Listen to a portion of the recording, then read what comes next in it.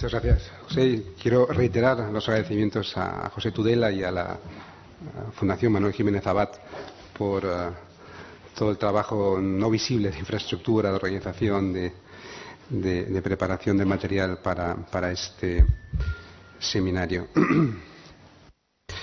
Bien, permítanme que en esta intervención dedique la primera parte a intentar reconstruir los antecedentes teóricos y, por tanto, académicos del tema que aquí nos ocupa, pero no piensen que les voy a dar una clase universitaria. Quiero utilizar esta reconstrucción de la historia teórica, del debate teórico de estas cuestiones de las que estamos hablando, para después llegar a ejemplificarla y a discutirla en situaciones y en procesos y en casos políticos y sociales contemporáneos. Pues bien, los debates teóricos, académicos, sobre las teorías de la justicia experimentaron un renacer en los años 70, en gran medida por la obra de un filósofo norteamericano que falleció hace un par de años, llamado John Rawls. El método filosófico de John Rawls, que él bautizó como constructivismo moral, conseguía en vincular contrafácticamente una determinada concepción de la persona entendida como agente racional con igual dignidad y derechos, combinar esta noción de la persona con una serie de criterios regulativos para la distribución de los recursos básicos de la sociedad. Esos criterios regulativos es lo que llamamos principios de justicia. Pues bien, la teoría de la justicia de John Rawls, que fue la que, en el ámbito académico, y a partir de ahí encontró una proyección política, como luego veremos, la teoría de John Rawls mantenía que estos principios de justicia, estos principios regulativos, deberían ser consensuados mediante un proceso razonado de deliberación pública. Por tanto, Rawls no se proponía en su teoría identificar las concepciones de justicia sostenidas por un determinado grupo social. Tampoco era un filósofo, no un psicólogo. Tampoco, por lo tanto, pretendía desentrañar los factores que intervienen en la motivación de los sujetos o en la elaboración de sus juicios morales o juicios culturales, sino que lo que quería era establecer una serie de criterios válidos y teóricamente defendibles sobre la justicia, elaborar un modelo de cómo podemos en sociedades plurales alcanzar consensos a través del uso público de la razón mediante procedimientos equitativos, partiendo de la idea de que todos somos sujetos racionales con la misma dignidad y los mismos derechos. Por tanto, no se puede partir de algún tipo de narrativa, de relato identitario, histórico, filosófico, religioso, que le pusiese a uno en una posición de ventaja. Pues bien, las reacciones a la obra de John Rawls, que quizá haya sido uno de los mayores filósofos políticos contemporáneos, las reacciones a su obra dieron lugar en los años 80 a un debate académico que fue fundamentalmente norteamericano, pero que muy pronto encontró una proyección política exterior y que llegó también a alcanzar a Europa. Pues bien, los bandos reconocibles en este debate sobre teorías de la justicia, iniciado originalmente a partir de la obra de Rawls, los bandos reconocibles en este debate fueron descritos con el calificativo de liberales, por un lado, y comunitarios o comunitaristas, por el otro. No comunistas, comunitaristas, defensores de la idea fuerte de comunidad. Pues bien, el núcleo central del desacuerdo estribaba, por un lado, en cómo se podía entender la lógica de la fundamentación moral, cómo se pueden fundamentar las normas morales. Ahí había un desacuerdo. Pero más concretamente había un desacuerdo en las relaciones de prioridad concebibles entre las ideas de lo bueno y lo justo. Enseguida lo explico. Desde la perspectiva liberal, entre comillas, se mantenía que sólo bajo las garantías procedimentales de un criterio formal de justicia resulta posible alcanzar consensos políticos básicos en sociedades complejas, moral y culturalmente plurales como las nuestras. A esto objetaban, por el contrario, los comunitarios, entre comillas, el sinsentido que supondría tratar de reconocer derechos y de distribuir bienes y oportunidades de manera justa, es decir, de aplicar principios de justicia, sin tener en cuenta los significados morales y culturales imperantes en las sociedades en cuestión, en las sociedades en las que estos principios tenían que operar. Por lo tanto, el desacuerdo no giraba en torno a la libertad de los individuos para determinar y perseguir sus objetivos morales, sino sobre los significados de fondo que confieren sentido a las normas sociales y a la acción humana en general. Pues bien, este debate evolucionó muy pronto hacia el terreno del llamado multiculturalismo. En este caso, además, los actores, los participantes en este tipo de discusiones, en muchos casos llegaron a ser los mismos, ¿no? En este caso, la discusión sobre el multiculturalismo, la discusión versaba ahora sobre, y en gran medida una prolongación de lo anterior, la discusión versaba ahora sobre los rasgos diferenciales cuyo reconocimiento resulta esencial o imprescindible para la dignidad de las personas. De esta manera se introdujo un nuevo factor, la cultura, como condición de posibilidad de la personalidad moral. Por un lado, comunitarios y multiculturalistas insistieron en que el desarrollo de la personalidad moral resulta inconcebible sin los atributos de autonomía, responsabilidad y capacidad de juicio o de discernimiento que proporcionan las experiencias de socialización en el seno de estructuras culturales estables y seguras. Sin embargo, someter la referencia de nuestra identidad a un escrutinio moral constituye una tarea muy distinta de la de asignar recursos y oportunidades de acuerdo con unos determinados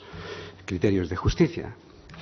Es evidente que numerosos bienes sociales no son de naturaleza distributiva, puesto que no son fungibles, aunque no por ello sean normativamente ajenos a los efectos de la distribución. Y este es el caso típico, por ejemplo, de conflictos y afrentas ligados a la identidad, como la discriminación, la marginación, los prejuicios, etcétera, etcétera. Pues bien, toda una corriente en la filosofía moral y política contemporánea se ha guiado en este terreno por la noción del reconocimiento moral. Un filósofo canadiense, Charles Taylor, que ha sido muy conocido por elaborar su teoría del reconocimiento. Aunque también es posible, rastrear derivaciones de esta noción, de este paradigma del reconocimiento en otros ámbitos, como, en fin, no solo el de la identidad, sino también en los ámbitos, por ejemplo, de la memoria, de las reparaciones históricas y cuestiones del daño moral en general. Justamente frente a la idea de la noción de la justicia redistributiva, o la justicia distributiva, cómo distribuir recursos, frente a esto, las concepciones restaurativas o compensatorias de la justicia, a esta vertiente, lo que le interesa o lo que le importa es la reparación moral y material de la dignidad herida y no tanto o no directamente la distribución de bienes o recursos. Por traer a colación un ejemplo que les será a todos familiares, el debate actual sobre la memoria histórica en España, cómo abordar el papel de las víctimas de uno de los bandos en la guerra civil, si es una profanación o es hacer justicia finalmente, la reubicación de sus restos, su identificación, si esto afecta a las bases de las convivencias, si es una revisión o no de los supuestos pactos de la transición. Bien, todo esto es un debate en torno a la idea de la justicia aplicada a la memoria histórica, es un debate en torno a qué tipo de relato, de narración, nos hablaba antes Jeremy Kinsman sobre relatos nacionales, pues es un debate sobre el tipo de relato de nuestra historia nacional que queremos reconstruir o queremos reformar, queremos abordar. Y una u otra versión implica nociones o principios de justicia distintos. Es decir, no lo toquemos, no es el mismo principio regulativo que, bueno, rescatémoslo para que podamos superarlo de una vez. Pues bien, estoy hablando entonces de principios de justicia, aunque el debate sobre el multiculturalismo o entre liberales y comunitarios se desarrolló fundamentalmente, como digo, en el terreno de la filosofía política, su relevancia para otros campos, como la teoría jurídica o la sociología del derecho, creo que es evidente. La intuición de que los principios de justicia deben contar con la aquiescencia de quienes se someten a ellos y pueden, en alguna medida, restañar las heridas morales, abre precisamente la vía para explorar los confines culturales de la justicia, que es lo que desde una u otra perspectiva se va a tratar en este seminario. Pues bien, esta tarea, la de explorar los confines culturales de la justicia, es un tipo de tarea para que ni el método rawlsiano que he señalado al principio, la idea de unas reglas procedimentales impersonales, ni tampoco el positivismo jurídico están bien equipados. Ambas perspectivas, la perspectiva construccionista de Rawls y el positivismo jurídico, tienen en común su rechazo a considerar las formas sociales de vida como fuente de autoridad normativa, la idea de que una forma de vida no crea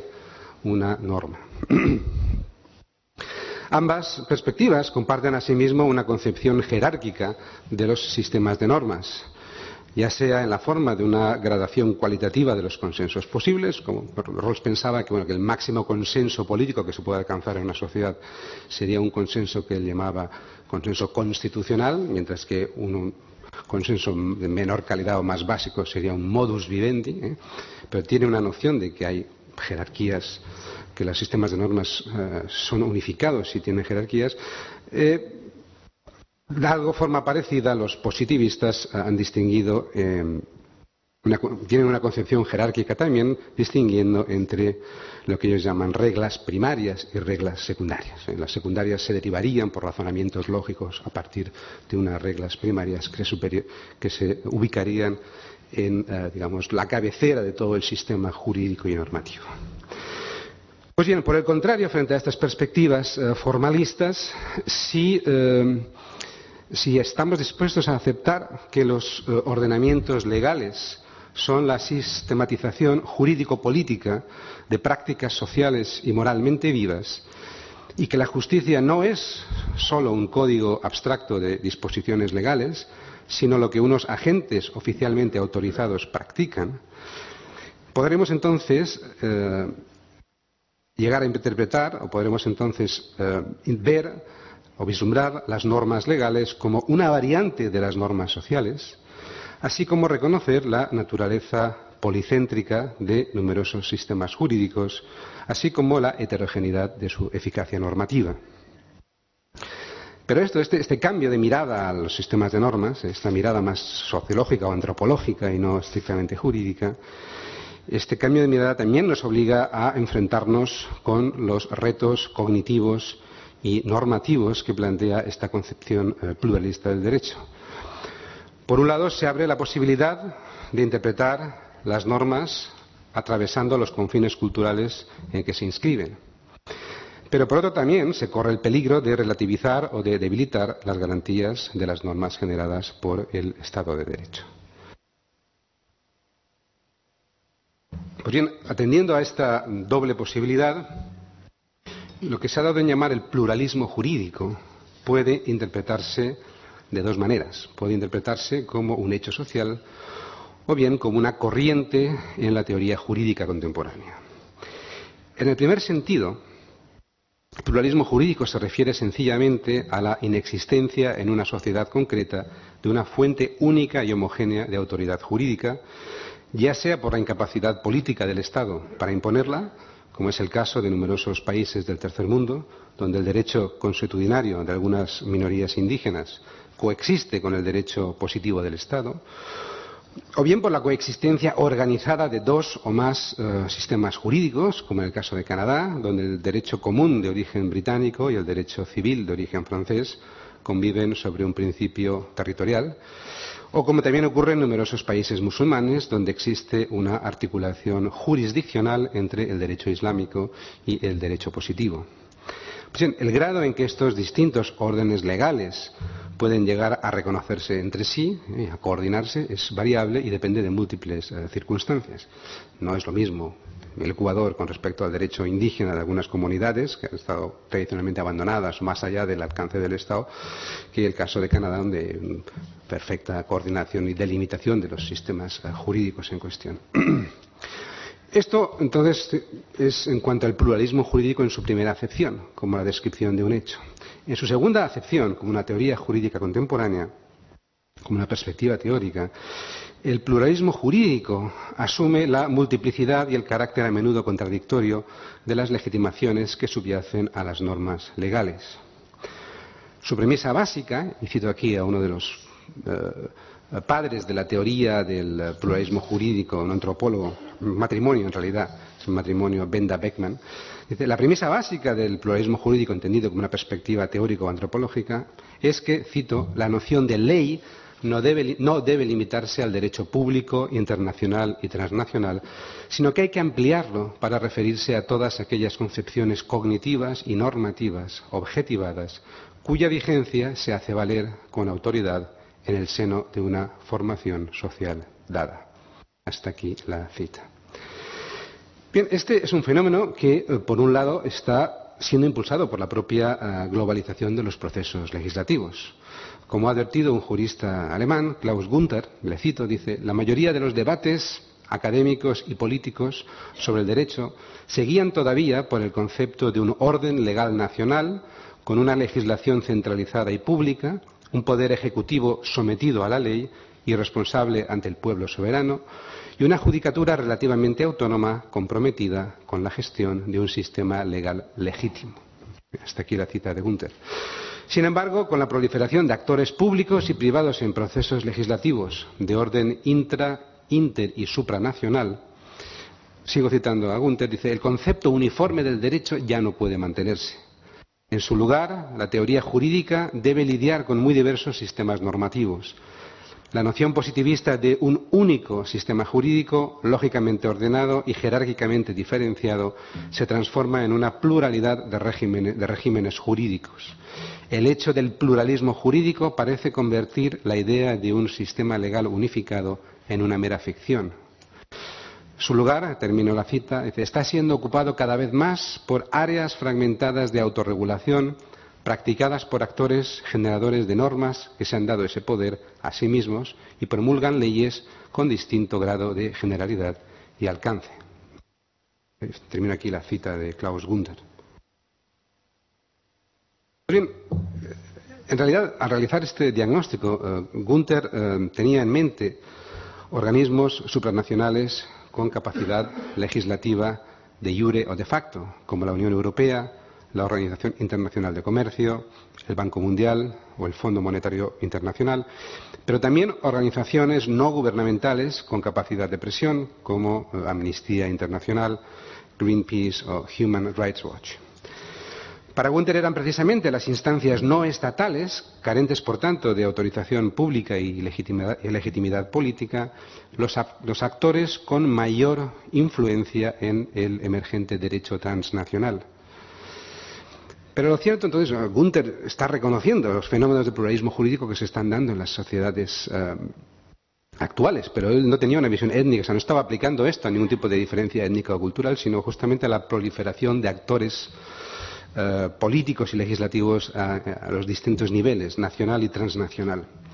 Pero lo cierto es que estos mismos procesos de dispersión jurídica que aquí describía Gunther han jugado en favor del reconocimiento de diversas formas de pluralismo jurídico entre determinadas minorías étnicas y culturales, como los pueblos indígenas del tercer mundo y algunas comunidades de inmigrantes en las sociedades occidentales. Que ahora, más adelante, me referiré a algunos de estos casos. Pues bien, la relevancia de los sustratos culturales para el funcionamiento del derecho fue ya puesta de manifiesto a comienzos del siglo XX por Eugen Ehrlich, que fue uno de los padres de la sociología jurídica. Vamos a ver entonces hasta qué punto impacta este reconocimiento de fenómenos de pluralismo jurídico sobre un sustrato de diversidad étnica o aplicado a minorías étnicas y no solo a agentes legislativos transnacionales. Digo, el padre de esta idea, el primero que señaló la relevancia de los sustratos culturales para el funcionamiento de las leyes fue a principios del siglo XX Eugen Ehrlich, que él era súbdito del Imperio Austrohúngaro y es reconocido como uno de los padres de la sociología jurídica. Pues bien, al analizar la enorme complejidad cultural del Imperio Austrohúngaro, Ehrlich introdujo la noción de derecho vivo, en alemán es lebendes Recht, la idea de derecho vivo, para criticar la perspectiva jurisprudencial clásica de su tiempo, que se limitaba al estudio de las codificaciones jurídicas e ignoraba la riqueza de las tradiciones legales que las subyacían. En su estudio de las normas que regulaban, por ejemplo, el matrimonio y la herencia en su región natal de la Bucovina, que hoy en día es parte de Rumanía, en aquella época era parte del Imperio Austrohúngaro. Entonces, al estudiar la institución del matrimonio y de las herencias en la Bucovina, Ehrlich trató de mostrar cómo por debajo de las normas legales existía un derecho consuetudinario tanto o más importante que el derecho estatuido. Este derecho procedía de la práctica continuada, estaba socialmente aceptado y funcionaba de forma paralela, aunque no necesariamente contradictoria, al derecho estatal. Ehrlich advirtió entonces que existía una íntima relación entre las normas sociales y las normas legales, puesto que en última instancia la efectividad de la obligación jurídica encontraría respaldo en las normas de conducta y no en un abstracto imperativo legal. Por ello insistía en que para ganar una perspectiva histórica sobre el funcionamiento de un determinado sistema legal, el jurista debía buscar las raíces de las leyes coetáneas, de las leyes de su momento, en las leyes pretéritas. Pues bien, las tesis de Ehrlich fueron vehementemente criticadas por el positivismo jurídico, que era el imperante en la época. Además, la escuela positivista Hans Kelsen tiene su origen en Austria. Pero digo que sus tesis fueron profundamente muy criticadas por el positivismo jurídico y, en cualquier caso, nunca consiguieron debilitar la posición hegemónica de este último. Precisamente desde la concepción positivista del derecho, como una jerarquía unificada de normas, la costumbre tan solo puede convertirse en ley si es susceptible de retrotraerse a una norma básica o una regla de reconocimiento sobre su origen y modo de creación. Por tanto, esta perspectiva consideraba inadmisible esa mirada antropológica de Ehrlich hacia el derecho, ¿no? Sin embargo, en los años 70 del pasado siglo, la teoría de Ehrlich fue redescubierta por los antropólogos del derecho, quienes la aplicaron al estudio de los sistemas legales de sociedades tanto primitivas como modernas. Con ello se abrió un debate sobre la naturaleza de los distintos tipos de normas y sobre la interacción de los sistemas normativos coexistentes en una misma sociedad. Desde la perspectiva pluralista, pues, el ordenamiento jurídico estatal sería tan solo uno más entre otros sistemas de normas y se encontraría sometido a la permanente necesidad de negociar su validez, formas de aplicación y posible asimilación a otros sistemas normativos en los contextos sociales en los que se despliega. Pues bien, como puede apreciarse, el registro epistemológico, el registro cognitivo de esta visión sociológica o antropológica del derecho, recuperada por los antropólogos en los años 70, se encuentra muy próximo a los planteamientos del comunitarismo filosófico que hemos visto al principio de la conferencia. Si acoplamos las teorías, por tanto, si acoplamos las teorías del pluralismo jurídico con una hermenéutica, una interpretación moral, como la que ha desarrollado el filósofo norteamericano Michael Walzer, con su idea de las esferas de la justicia, y ahora explicaré esto, los resultados entonces resultan particularmente sugerentes para la idea de la justicia intercultural. Michael Walzer, en su libro de los años 80 que se llamaba Las esferas de la justicia, Michael Walzer es un filósofo de origen judío, es norteamericano, muy sensible, por tanto, a lo que es la diferencia cultural y el origen cultural de las normas. Walzer, en su obra Las esferas de la justicia, descartó la existencia de unos principios universales de justicia. En fin, no partía de una posición metafísica en torno a los principios de justicia y la idea de universalidad de los mismos. Para su defensa filosófica del pluralismo igualitario, Walzer tomó, en cambio, como punto de partida, la interpretación de las instituciones y prácticas de cada sociedad y las creencias de sus miembros sobre las mismas. Desde esta perspectiva, la justicia es entendida por él como un constructo social y cultural generado en el seno de una comunidad política durante un periodo histórico determinado. Según este enfoque, la eficacia social de un esquema de justicia depende de un contexto de significados intersubjetivamente compartidos, sin los cuales la asignación de bienes resulta ininteligible o es incluso vivida como una arbitrariedad. Por lo tanto, lo que desde una perspectiva filosófica se presenta como una especie de apuesta metodológica, antropológicamente constituye una evidencia. Es decir, que el intento de aplicar unos criterios de justicia ajenos al mundo de vida o a las referencias culturales en que deben operar y cobrar sentido los hace estériles, es decir, los torna incapaces de aportar los rendimientos de integración subjetiva y de regulación social que se les supone como tales. Si los principios de justicia deben ser capaces de resolver, por ejemplo, conflictos de distribución o conflictos de reconocimiento de derechos, si no son inteligibles desde el ámbito cultural en el que deben operar, son incapaces de generar la aquiescencia o la regulación que deben generar. O sea, los conflictos, la resolución de un conflicto se puede imponer por la fuerza, pero si los criterios de resolución de ese conflicto no son comprendidos y correctamente interpretados por parte de quienes se ven implicados en ellos, evidentemente su capacidad regulativa como tal desaparece. Pues bien, Walzer fue más allá de todo esto al defender la existencia de un fuerte vínculo entre el significado de los distintos bienes sociales y sus correspondientes principios regulativos. Pues lo que estoy construyendo es como él intentó defender, y ahora veremos que los principios de justicia solo son comprensibles dentro de unas esferas delimitadas por ellos mismos.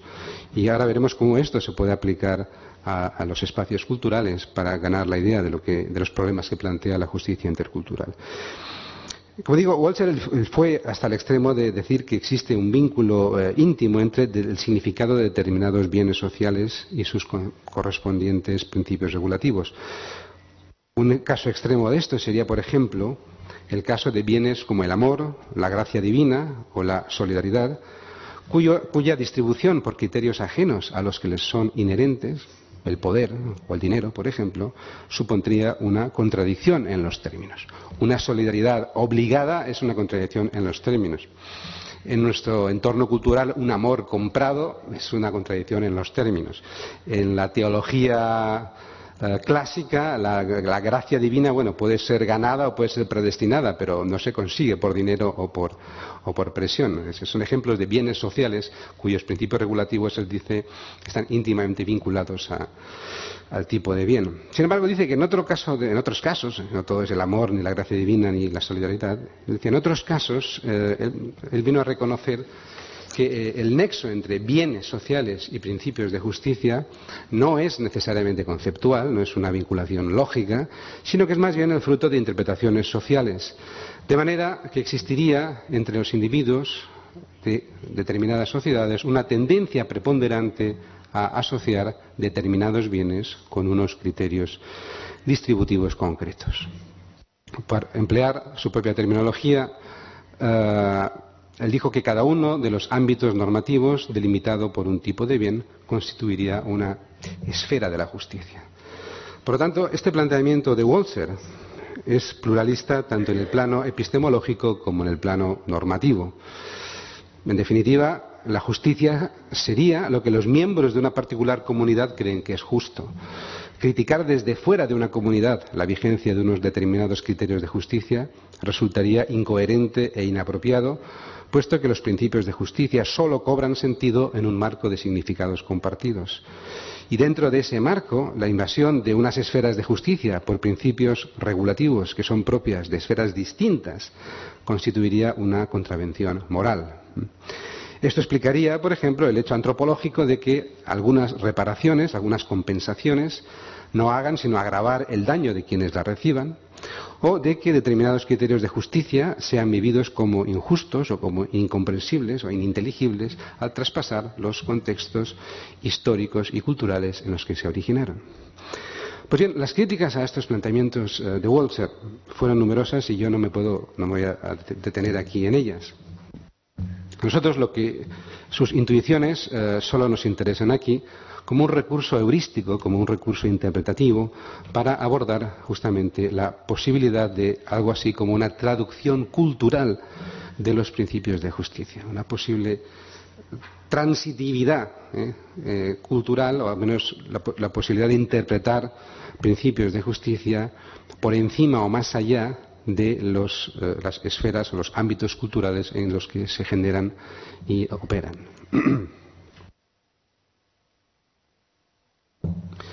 Pues bien, el problema de una teoría como la de Walser estribaba precisamente en que él no ofrecía explicación alguna sobre la dinámica de esos significados culturalmente compartidos que hacen que los principios de justicia tengan capacidad regulativa en un contexto dado. La conclusión sería que, la crítica más evidente desde la perspectiva que aquí estamos hablando es que esas esferas de la justicia, entre comillas, no solo vienen delimitadas por los criterios regulativos de sus respectivos bienes, sino también y sobre todo por los contextos culturales, sociales e institucionales en los que se han de aplicar. Y es esto lo que nos lleva justamente a plantearnos, a poder reflexionar sobre las dificultades normativas y no solo cognitivas de los fenómenos de pluralismo y los experimentos de pluralismo jurídico vinculados o reclamados en algunos casos por las minorías étnicas, que es al punto al que quería llegar. Pues bien, todos sabemos, hemos tenido la oportunidad de escuchar al señor Kinsman en la intervención anterior, todos sabemos que las demandas de reconocimiento político y cultural de las minorías sociales en la actualidad son más fuertes que nunca. Lo que podríamos llamar el ingenuo universalismo eurocéntrico de la Ilustración ha dado paso a nuevas formas de particularismo moral cuya justificación apela a la búsqueda de la equidad social y a la reparación de pasados abusos. Por ejemplo, muchos de los actuales movimientos indígenas americanos han recordado, al construir sus narraciones históricas o sus narraciones identitarias, han recordado que los procesos forzados de aculturación, o sea, de asimilación, a los que se les obligó desde el siglo XIX, es decir, no desde el periodo colonial de la conquista, sino ya cuando se forman los estados nacionales en América Latina y en América del Norte en el siglo XIX, que esos procesos forzados de aculturación, de asimilación, de desarraigo cultural y social, justamente se legitimaron o buscaron su legitimidad en los efectos supuestamente benéficos que la pertenencia a una sociedad nacional, la propiedad privada de la tierra y el disfrute de los derechos de ciudadanía habrían de reportarles a sus sujetos. Una famosa expresión de un líder norteamericano en el XIX que dice: "Just be like us, be like whites", sed como nosotros, convertiros en ciudadanos de propiedad individual de la tierra, abandonar esas estructuras comunitarias, etcétera, etcétera. Pues bien, ese proceso no consistió en un mero ejercicio de represión, sino que fue más bien, en muchos casos, de luego más bien, por ejemplo, el caso canadiense no tiene la experiencia violenta del caso norteamericano, pero sí que fue una presión constante para que estos individuos y grupos sociales asumiesen nuevas identidades y formas de vida funcionales para el Estado moderno. Como todos saben, el resultado más frecuente o muy frecuente de todo ello, al cabo de 2 siglos, ha sido la desvertebración social de muchas de estas comunidades y experiencias de anomia cultural, de comportamientos asociales o desviantes, etcétera, entre sus miembros. Por ejemplo, las tasas de suicidio y de alcoholismo entre indígenas canadienses sobrepasan con mucho, multiplican las de los equivalentes de los ciudadanos del grueso de la sociedad. Inversamente, en la actualidad, la vitalidad de los movimientos neoindigenistas, y mañana tendremos la ocasión de hablar sobre la experiencia y el conflicto boliviano, pero yo creo que la vitalidad actual, por ejemplo, de los movimientos neoindigenistas tiene probablemente menos que ver con el resurgir de supuestas identidades ancestrales y mucho más con los procesos etnogenéticos y de movilización activados por las nuevas dinámicas de cambio social. Pues bien, yo creo que uno de los rasgos más sorprendentes de los movimientos indigenistas contemporáneos en el continente americano es justamente la rapidez, o la relativa rapidez, con que han logrado organizarse y presentarse como actores legitimados ante la opinión pública y en la escena, sobre todo en la escena política internacional. Esta trayectoria puede compararse con la propia evolución de la legislación sobre derechos de los indígenas. Así, por ejemplo, es muy notable el trecho recorrido desde el abstracto individualismo de la Declaración de Derechos Humanos de la ONU del año 48 hasta el reconocimiento de su derecho colectivo a la autodeterminación y a la supervivencia social y cultural que se recoge en la Declaración de la ONU sobre Derechos de los Pueblos Indígenas, que fue aprobado hace solo 2 años, en el 2007. Pues bien, en el terreno político, ya no solo jurídico, y limitándonos al continente americano, los movimientos indigenistas han conseguido durante este tiempo convertirse en interlocutores de reformas constitucionales en México, en negociadores de procesos de descentralización en Canadá, o incluso han provocado la caída e instauración de nuevos gobiernos nacionales, como en el caso de Bolivia. Sin embargo, creo que el resultado más palpable de este nuevo activismo se ha reflejado en el plano jurídico.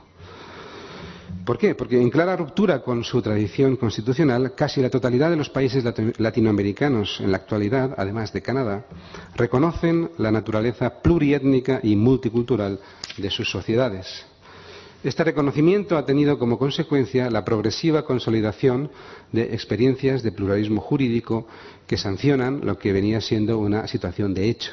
es decir, la pervivencia en muchos de estos países de los usos y costumbres en la autogestión de numerosas comunidades nativas. Pues bien, por lo general, voy a detenerme un poco más en esta experiencia. Por lo general, los movimientos en favor de la llamada justicia indígena en América Latina están terciados por el deseo de sus pueblos de ejercer un mayor control sobre las disputas internas y por lo que en algunos casos se denuncia como una incompetencia del Estado en la resolución de los conflictos. El caso canadiense es obviamente muy distinto porque lo que está aquí en juego no son las capacidades estatales, Canadá es un Estado desarrollado, sino la conciencia de la marginación socioeconómica de los indígenas y su renovado papel tras la reforma constitucional de 1982. Y estas dimensiones están además claramente reflejadas en el enorme informe que en el año 1996 elaboró la Real Comisión sobre los pueblos indígenas. Pero habría que añadir que las llamadas primeras naciones no han sido los únicos actores que en el caso canadiense han presionado para la introducción del pluralismo jurídico en el sistema judicial canadiense. Y voy a volver a un tema que trató Jeremy Kinsman en su conferencia. Es decir, las garantías al multiculturalismo recogidas en la Carta de Derechos y Libertades que sirve de preámbulo a la Constitución canadiense han sido utilizadas por algunos grupos religiosos justamente para presionar en favor del reconocimiento de tribunales confesionales, tribunales religiosos de arbitraje.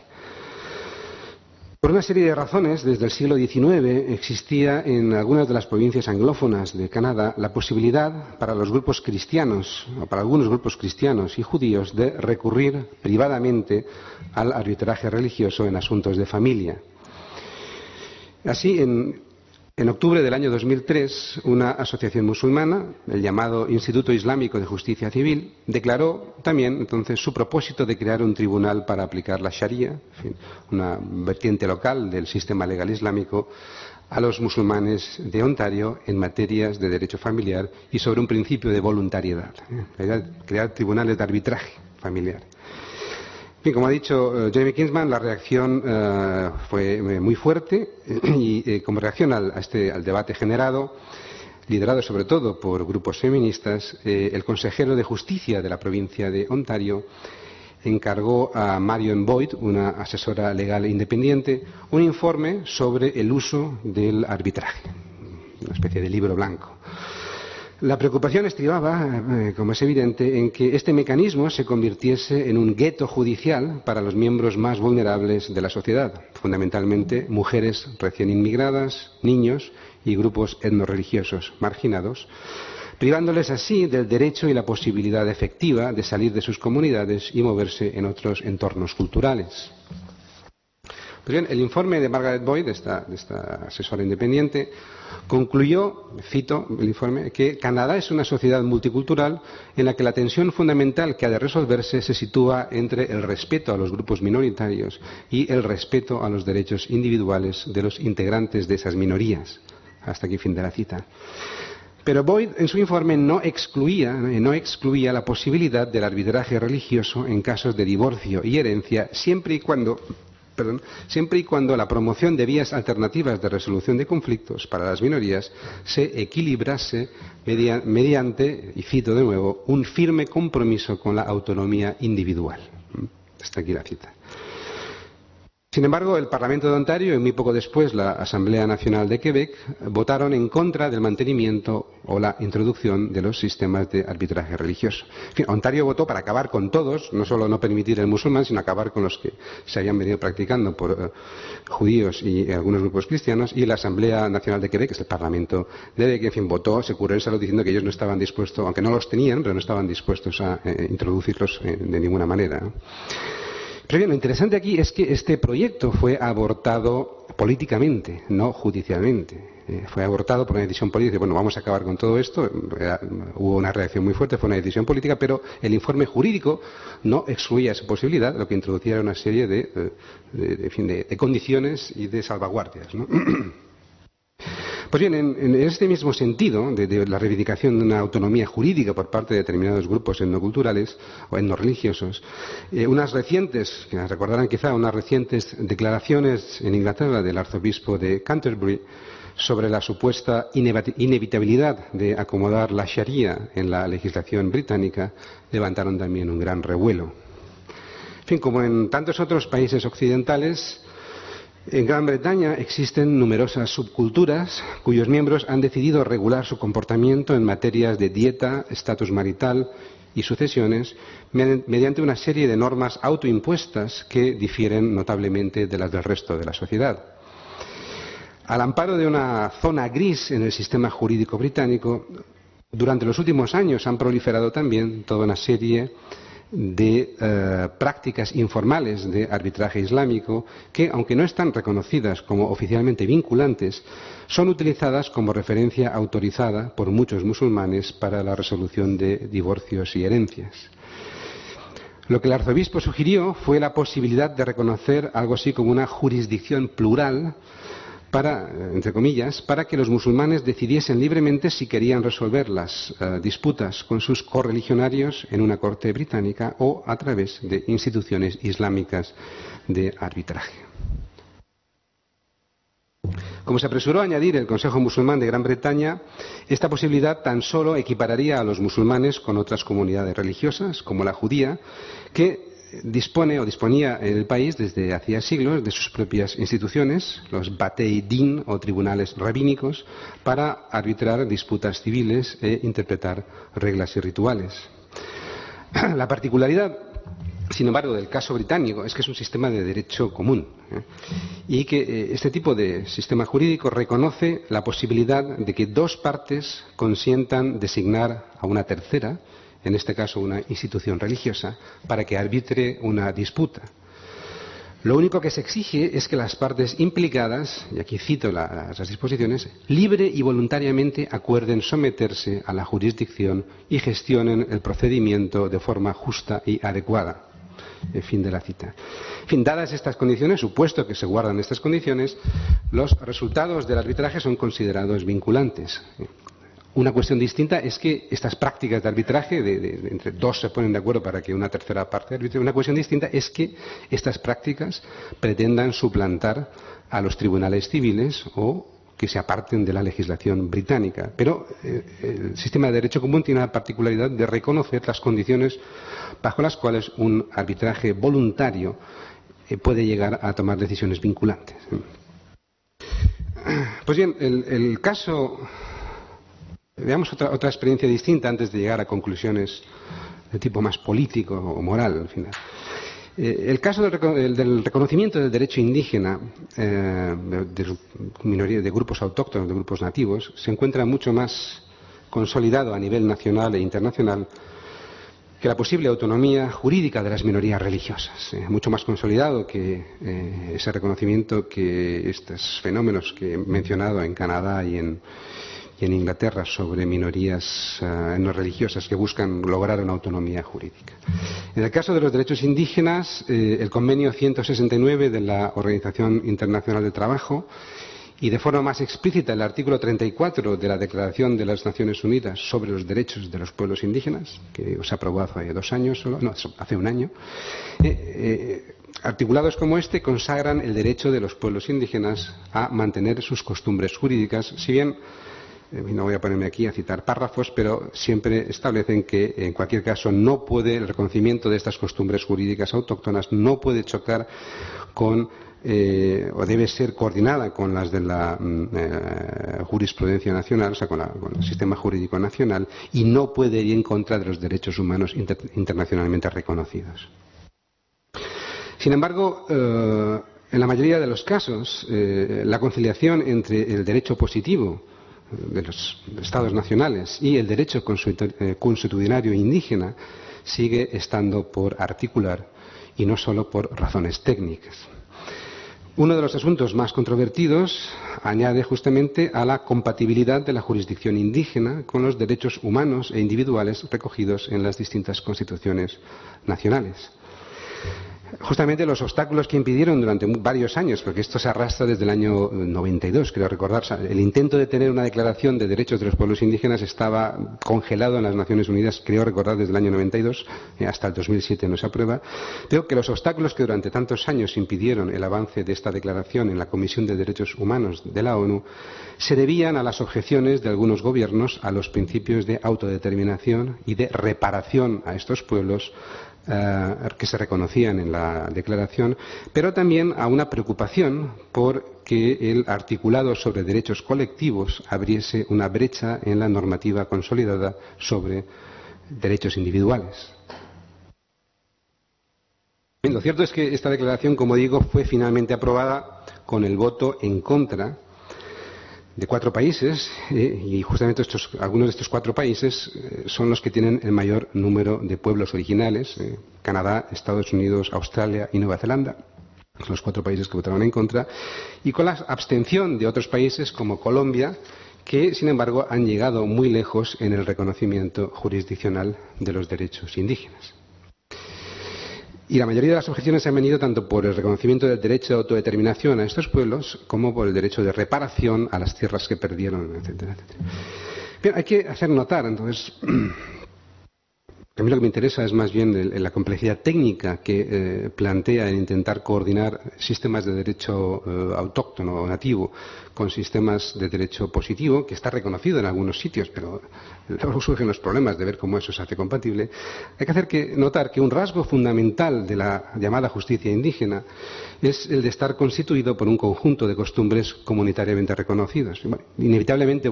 pido disculpas a un antropólogo que hay aquí, pero necesariamente tengo que abstraer algunos de los criterios para intentar definir lo que se ha entendido como justicia indígena en América Latina. La aplicación de estos sistemas de justicia, abstrayendo y generalizando, pero suele ser de naturaleza arbitral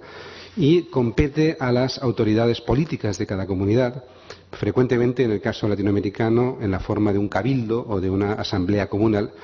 que además son instituciones que tienen un origen colonial, en muchos casos están derivadas del viejo derecho castellano, ¿no? Dadas sus formas de vida fundamentalmente orgánicas o colectivas, los sujetos y las repercusiones de sus actos no suelen concebirse en términos estrictamente individuales, sino que implican a redes extensas de linaje familiar. Más importante aún, la costumbre jurídica de los pueblos indígenas no constituye una esfera formalmente diferenciada de su estructura social, sino que se encuentra inmersa en ella. Por lo general responde a un modelo de control social que se ha calificado de compensatorio o conciliatorio. Se trata, pues, de un derecho material que parte de supuestos sustantivos sobre la naturaleza de la comunidad y persigue fundamentalmente restablecer la armonía entre sus miembros. Lo importante en estos sistemas no suele ser tanto la culpa como y sus procedimientos suelen ser, por consiguiente, eminentemente orales y en su desarrollo prima la rapidez y la ejemplaridad de la sanción, que suele consistir en multas pecuniarias, en trabajo obligatorio, en castigos corporales o en diversas formas de ostracismo, de expulsión de la comunidad, ¿no? Pues bien, los problemas de encaje entre esta descripción somera y necesariamente generalizante del derecho consuetudinario indígena, los problemas de encaje de este con el derecho positivo de sus respectivos estados son múltiples y serios. Particularmente relevante es la tensión entre ámbitos jurisdiccionales, sobre todo cuando los implicados en un delito o en un conflicto no son indígenas, o si siendo o uno de ellos no es indígena, o si siendo los dos las partes, sus actos tuvieron lugar fuera de la comunidad, ya que es apreciable una tendencia a interpretar la jurisdicción indígena como un atributo personal ligado a la pertenencia étnica y no en términos estrictos de autogobierno comunitario. Sin embargo, mientras que en países como Ecuador la justicia indígena ha intentado en buena medida suplir al derecho positivo y evitar el acceso de sus sujetos al sistema jurídico nacional, en otros países como en Colombia, y Colombia es el caso quizá más desarrollado, en Colombia se ha desarrollado toda una jurisprudencia que persigue establecer los términos de conciliación entre ambas esferas. Me voy a detener un poco en un ejemplo, en un caso colombiano, porque justamente ilustra muchas de las dificultades y posibilidades de lo que aquí hemos dado en llamar justicia intercultural. Así, por ejemplo, entonces, en el caso colombiano, la sentencia T-349/96 de la Corte Constitucional de Colombia, es una sentencia del año 96, es de especial interés en el asunto que aquí nos ocupa, ya que fue uno de los fallos a través de los cuales se buscó establecer los alcances y límites del fuero indígena constitucionalmente reconocido. La Constitución colombiana del año 91 reconoce lo que se llama una jurisdicción especial indígena. El problema es que esto se reconoce así y luego, ahora veremos el caso, cuando se genera un proceso, una demanda de tutela por parte de un indígena, esa reclamación llega hasta la Corte Constitucional, el indígena pide la tutela contra su propia comunidad, contra su propio fuero, y la Corte Constitucional tiene que hacer un esfuerzo, en fin, el juez constitucional tiene que hacer casi de intérprete, de antropólogo, para intentar casar técnicamente una coordinación de jurisdicciones que no está pensada, no está desarrollada por la Constitución. Pues como digo, esta sentencia es una de las más interesantes porque buscó establecer algunos alcances y límites del fuero indígena constitucionalmente reconocido. Se trataba de la demanda contra la Asamblea General de Cabildos Indígenas de la región Chamí y el Cabildo Mayor Único, en fin, dos instituciones del grupo étnico en cuestión, por la demanda por parte de un nativo en Verachamí acusado de asesinato en su comunidad, que lo había condenado a 20 años de prisión tras juzgarlo en ausencia por el sistema local de usos y costumbres. El demandante solicitaba la tutela de la Corte Constitucional colombiana por considerar transgredidos sus derechos al debido proceso. Le habían juzgado, su comunidad le había juzgado en ausencia. El derecho a la defensa, el derecho a la vida, porque él decía que 20 años en una cárcel colombiana equivalía a una sentencia a muerte. Y el derecho a la integridad física, decía que se habían transgredido sus derechos en todos estos ámbitos. Son derechos consagrados en la Constitución colombiana. Pues bien, en la ponderación de los principios constitucionales sobre protección de la diversidad cultural, que están recogidos en la Constitución colombiana, por un lado, la ponderación entre estos principios y, por otro lado, los derechos individuales en el otro, el magistrado ponente, Carlos Gaviria Díaz, que luego ha sido candidato a la presidencia, el magistrado ponente declaró acogerse a una versión de la regla Maximin como criterio interpretativo. Es decir, la maximización de la autonomía de las comunidades indígenas y la minimización de sus restricciones a las indispensables para salvaguardar intereses de superior jerarquía, identificando por tales el derecho a la vida, la prohibición de la esclavitud y la tortura y la legalidad de los procedimientos, los delitos y las penas, puesto que, concluía el ponente, y le cito, dice, únicamente respecto de ellos, de estos elementos, puede predicarse la existencia de un verdadero consenso intercultural. Hasta aquí la cita. Pues bien, lo que resulta particularmente interesante de esta sentencia es su esfuerzo por interpretar desde el derecho positivo una equivalencia en el sistema de usos y costumbres a los bienes jurídicos cuya protección aquel sistema promueve. Así, por ejemplo, la noción de debido proceso, que es extraña a la mentalidad en Verachami, encontraría, según el magistrado ponente, una equivalencia en la obligación de las autoridades indígenas a actuar conforme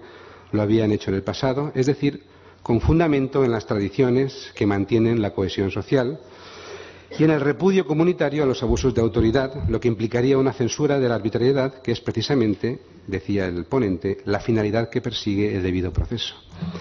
Otro tanto cabría afirmar del derecho de defensa del acusado, quien, aun estando ausente de su propio juicio, habría gozado de un sucedáneo válido en la representación de sus intereses por parte de sus parientes. Bien, es preciso señalar que dos magistrados de esta ponencia declararon insuficientes en su voto privado las garantías para la defensa del acusado en el procedimiento seguido. De hecho, la sentencia admitió la tutela del demandante en lo referido a la violación del principio de legalidad de la pena y conminaba a la Asamblea General de Cabildos a juzgarlo nuevamente según sus prácticas tradicionales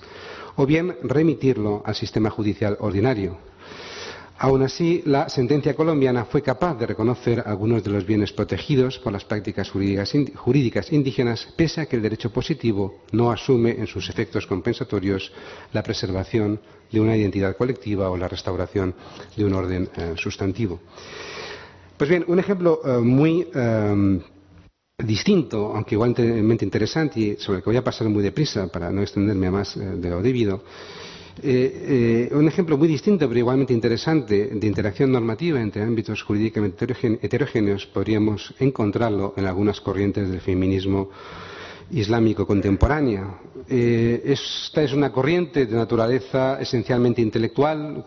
dotada de un discurso moderno sobre los derechos de las mujeres y que ha tenido algunas ramificaciones prácticas en el activismo cívico y cultural de numerosos países musulmanes, y que yo intenté que estuviese aquí presente una representante de este tipo de corriente, pero no fue posible en el último momento. Básicamente, voy a ir muy rápidamente, pero lo que me interesa mencionar aquí es cómo algunas de esas corrientes de reformismo islámico han intentado defender desde el universo de los valores islámicos un discurso de defensa de los derechos de la mujer, unos ciertos principios de equidad entre el hombre y la mujer a partir de la interpretación de textos islámicos. El argumento que manejan, y salto un poco el texto que tenía escrito para ganar tiempo, el argumento básicamente que manejan es que en el Corán, siendo un texto revelado, pero estarían contenidos los principios de equidad entre los géneros y entre los seres humanos en general, que lo que habría, digamos, derivado o degenerado en una interpretación patriarcalista del mismo habrían sido las tradiciones tribales de los grupos étnicos que históricamente, digamos, han asumido el Corán como su norma de vida, y en el caso de algunos de estas militantes, de estas activistas, como este grupo que está ubicado en Malasia, que se llama Sisters in Islam, hermanas en el Islam, la técnica que han utilizado es la de combinar, o sea, la de implicarse en los procesos de hermenéutica del Corán, en los procesos tradicionales de interpretación del Corán, a partir de los cuales se genera la Sharia, o sea, la elaboración de preceptos y normas de comportamiento y de resolución de conflictos, implicarse ellas como mujeres en este tipo de actividades, aplicando en muchos casos una especie de tecnología posmoderna, utilizan las técnicas clásicas, el recurso a los hadices, que son las fuentes religiosas, o sea, las citas históricas sobre las sentencias del profeta, o el tafsir, que es la ciencia de exégesis del Corán, en fin, utilizan las técnicas tradicionales, pero al mismo tiempo utilizan técnicas, digamos, avanzadas de interpretación cultural y antropológica, como son la deconstrucción de textos, la inserción en los contextos históricos en los que estos textos surgieron, etcétera, etcétera. Bueno, el resultado de esto es que una peculiar forma de sincretismo normativo, una cosa muy extraña, muy curiosa, ya que se trataría nos encontraríamos ante una peculiar forma de sincretismo normativo que persigue, por un lado, unos fines que podríamos llamar típicamente modernos, es decir, la equidad entre los sexos, mediante instrumentos hermenéuticos de intención postmoderna, la deconstrucción del patriarcalismo islámico, para, en última instancia, reafirmar una posición que es netamente tradicionalista, es decir, los textos coránicos como fuente de autoridad moral. Es una combinación muy peculiar de tres elementos, pero que ejemplifican una experiencia muy interesante de cómo, a partir también de instancias tradicionales, se puede producir cambios de interpretación normativa. Pues bien, para concluir, ejemplos como estos que he mencionado aquí nos obligan a plantearnos por qué la relación entre sujetos y culturas no es contingente o aleatoria. ¿Por qué las referencias culturales son defendidas con tanto ahínco en un contexto, el de la modernidad tardía, que se supone que iba a imponer la uniformización o la uniformización global? Preguntarnos por qué la falta de reconocimiento o un mal reconocimiento constituye una herida moral,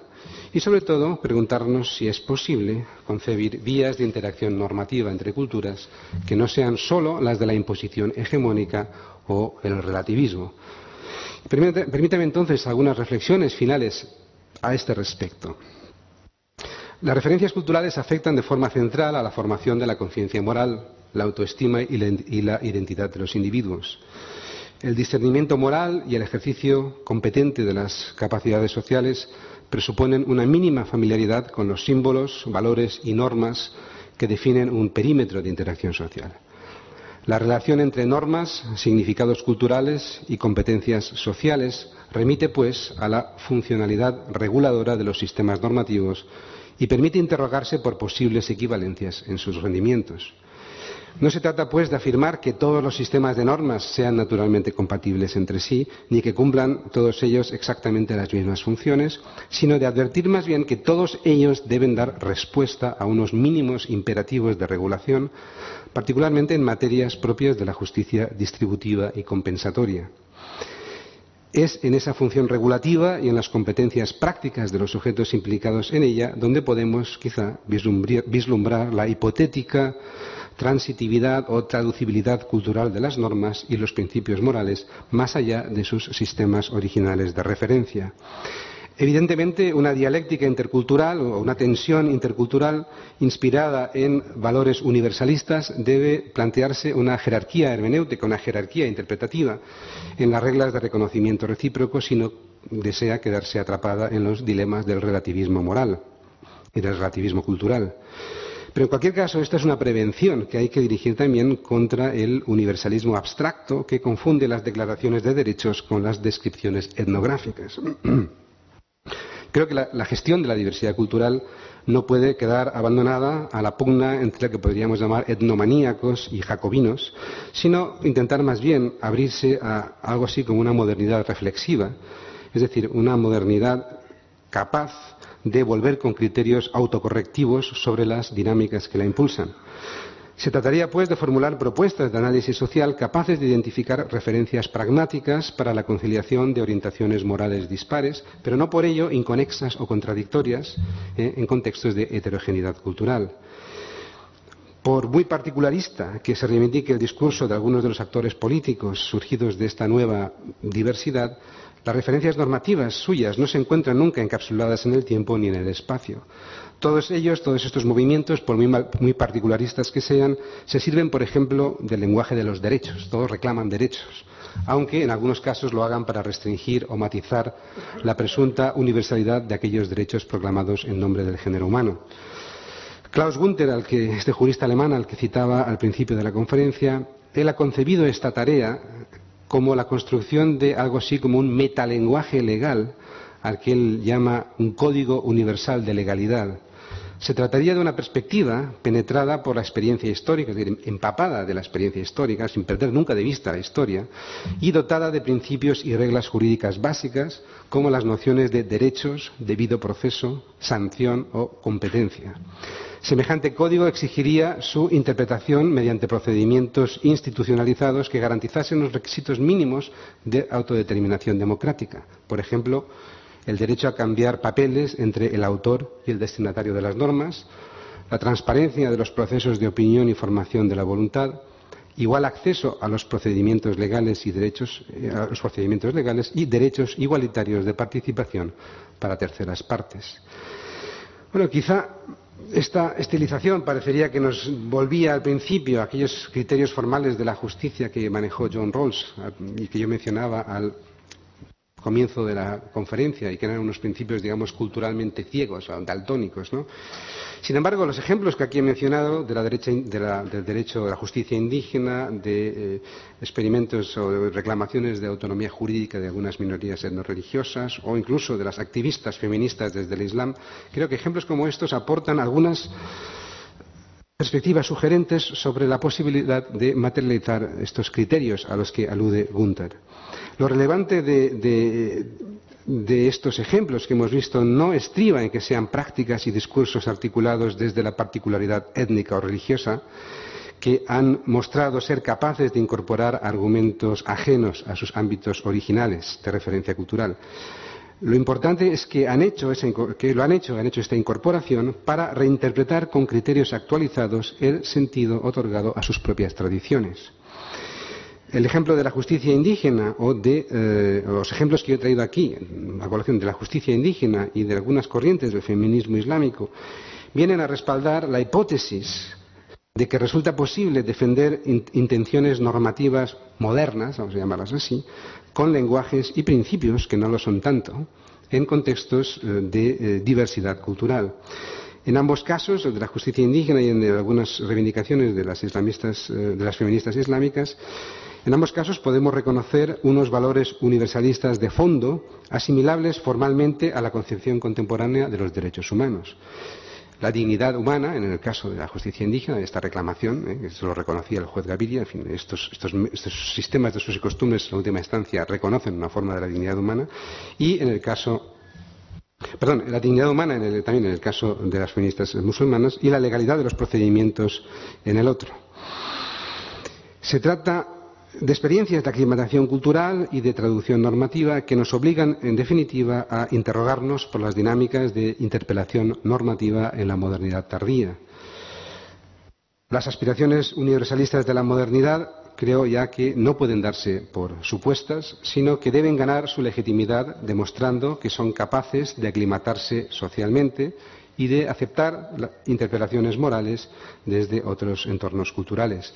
Este proceso, evidentemente, está lleno de aristas que provocarán roces dolorosos o irritantes y a menudo inevitables, pero creo que de la capacidad de llevar este programa adelante depende que la agenda de la modernidad o la agenda de desarrollo de la democracia y de valores de tipo universalista pueda fecundar la imaginación moral y cultural de aquellos que la recibieron como un fenómeno exógeno o impuesto y que han reaccionado frente a ella a menudo con un programa hostil y contrario. Muchas gracias.